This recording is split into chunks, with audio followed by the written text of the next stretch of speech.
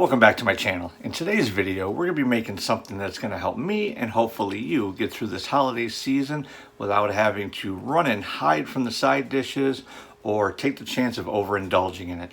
So what I'm going to do today is I'm going to take cauliflower and turn it into a delicious mashed casserole, which is going to have onions, garlic, bacon, all kinds of delicious flavors. Now, most mashed potatoes have dairy of some sort, whether it be milk, heavy whipping cream, that sort of thing. But I'm going dairy free for November, so I wanted to come up with a side dish that did not have dairy. Now, it does have butter, but I don't consider butter dairy because it doesn't have the same amount of lactose that milk and cheese and heavy whipping cream have, so it doesn't affect me the same way. So I'm okay with butter this month. So this will have butter, but no other dairy. And it's going to be absolutely delicious. So let's just go ahead, jump in, and make this cauliflower mashed potato casserole. To start, we're going to need a half a pound of the bacon of your choice. And we're just going to carefully with our knife cut it up into little pieces. Now the size really doesn't matter because once they start cooking, they will shrink at different speeds because the more fat content that they have, the smaller the pieces will be. Next, take quarter of a large onion or half of a medium onion, and then we're just going to roughly chop it up. Again, the size doesn't matter in this case. Next, just go ahead and throw your bacon into a large skillet. Be sure to keep your bacon moving so that way it does cook evenly and doesn't stick to the pan. And once your bacon has browned and released most of its fat, that's when we're going to go ahead and we're going to throw in our onion. Now again, you want to make sure that you keep your bacon and your onion moving so that way they do cook evenly and don't burn and stick to the pan. And once your bacon has fully cooked and your onions are soft and clear, that's when we're going to add 1 tablespoon of minced garlic. Now I used 1 tablespoon of minced garlic from the jar, but if you prefer fresh, 1 tablespoon of garlic does equal 1 clove, so if you prefer fresh garlic, go ahead and use that instead. I just prefer to use the garlic that's packed in olive oil for ease of use and for the extra flavor of the olive oil.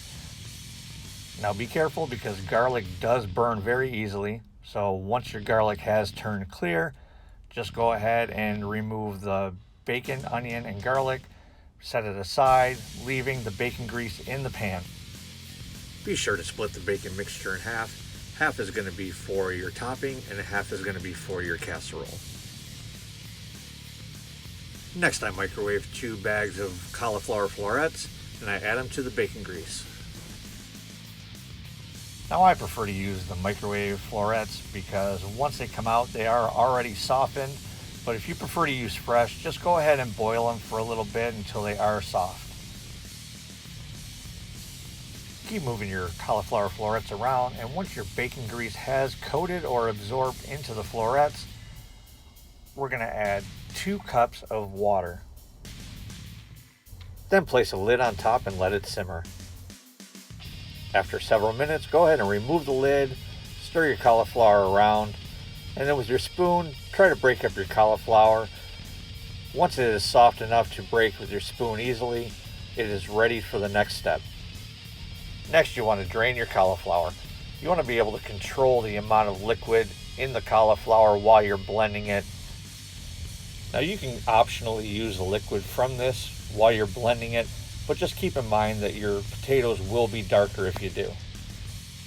Once your cauliflower is drained, place it in a mixing bowl and add to that 2 tablespoons of melted butter. To that, add a 1/4 cup of nutritional yeast, a large pinch of salt, and a large pinch of pepper. Next, grab your immersion blender if you have one, and slowly add water, about 1 to 2 tablespoons at a time, and then just continue to blend until you get the consistency that you want. If you want thinner mashed potatoes, blend a little longer. If you like them chunky like I do, just blend it a little bit until you get all the big pieces broken up.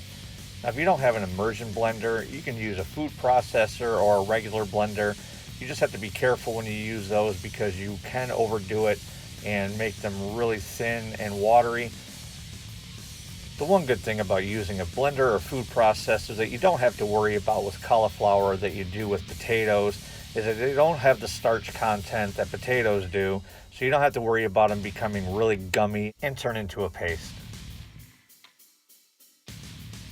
And once you get the consistency that you're looking for, we're going to add a large pinch of garlic powder, onion powder, and dried parsley. Now with a spoon, give it a good mix, making sure to incorporate all the ingredients, give it a taste, and it is good. And once you've got your seasoning where you want it, go ahead and take your bacon mixture, add it to the bowl, then take your spoon and fold it in to make sure that it's evenly distributed throughout.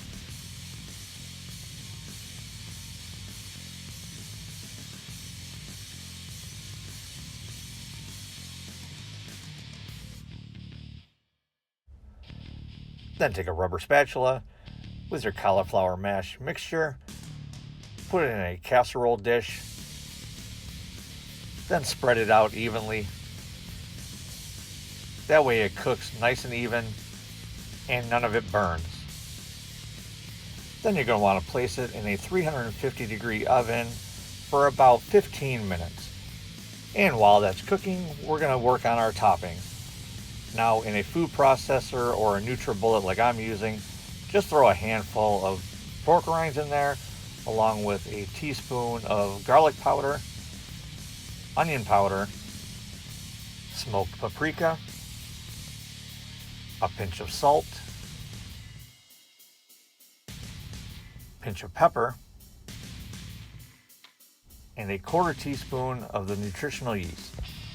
And this is the nutritional yeast that I use, which I just find at Walmart. Then what you're going to want to do is just gently pulse your pork rinds. You don't want to blend them too much because then they will just become a paste. So a few pulses should do. Then just give it a quick shake. Check for any large pieces. If you have any, just give it another quick pulse or two and you should be ready. And once your pork rinds look like this, like panko breadcrumbs, we're just going to place them in a bowl. Then just take the second half of this bacon mixture that we set aside earlier. Then give it a good mix. And our topping is looking good and delicious already. After 15 minutes have passed, carefully take your dish out of the oven. Then we're going to take our topping, we're going to place it on top, and we're just going to make sure that we spread it across, covering the whole thing. Once it's covered, place it back in the oven for an additional 5 minutes, just to brown the top. And after 5 minutes, it is ready, and it looks absolutely delicious.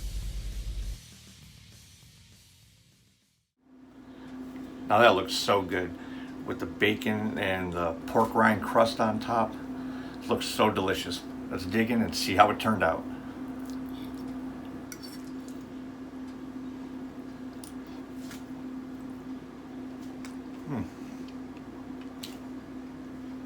That was really good. The onion and the garlic, the bacon that just went, that was the cauliflower was cooked in and just tasted all the way through. This is so good. Now, if you don't have a, immersion blender like I have, then you can use a blender or a food processor, whatever you want.